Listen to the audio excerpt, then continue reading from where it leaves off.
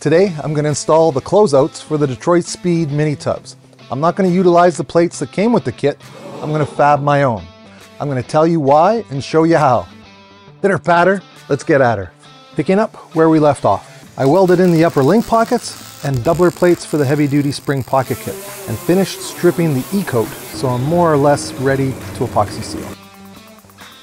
Very pleased with how it's all looking.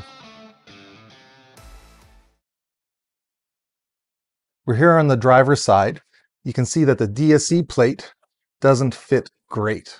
All right. The issue, this cross member on a 67 is unique. On a 68 and 69, that profile more or less matches the plate, and that box extends all the way to the back. Okay. This plate is really designed for a 68 or 69, and in the DSE instructions, it advises you're going to have to fill some gaps. This plate was never intended to enclose the quadrilink crossmember either. Okay. The intent is to close out both these openings with one plate. I'll start at this lower flange and follow its line up and transition flush to the frame rail. I plan to key the plate and then set it into the cross member to really lock it in. I'll extend the top edge out horizontally towards the front, where it will transition down and meet up with the trunk opening. I'll then set the plate into the trunk opening also, keeping everything flush.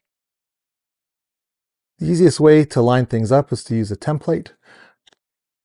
Here you see what I've come up with.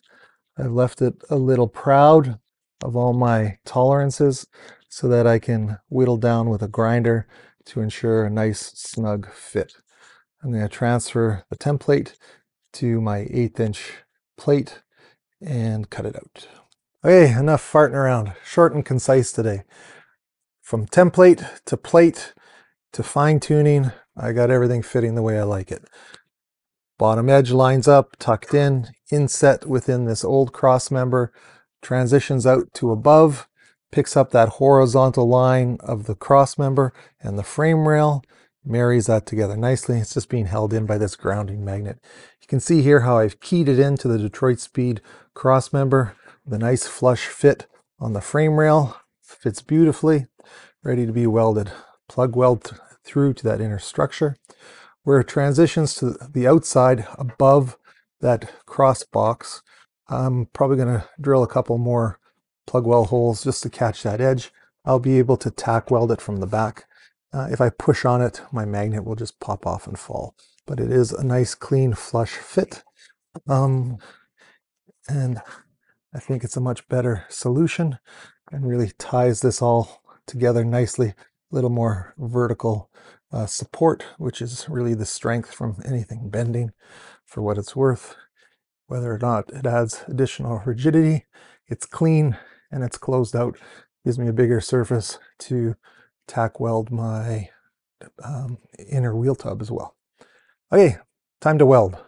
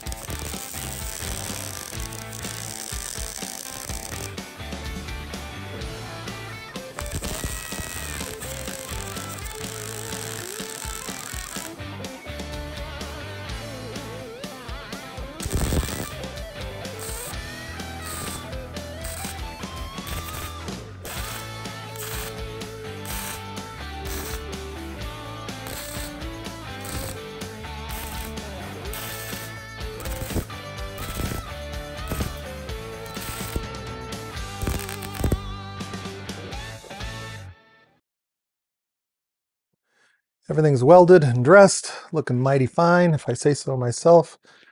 Sunshine's streaming through shop window. It's bitterly cold outside. That's the beauty of when it's bitterly cold. The sun actually shines around here. Anyways, I'm done this side. Rinse and repeat on the other side, and then the floor assembly is complete. Till next time, cheers.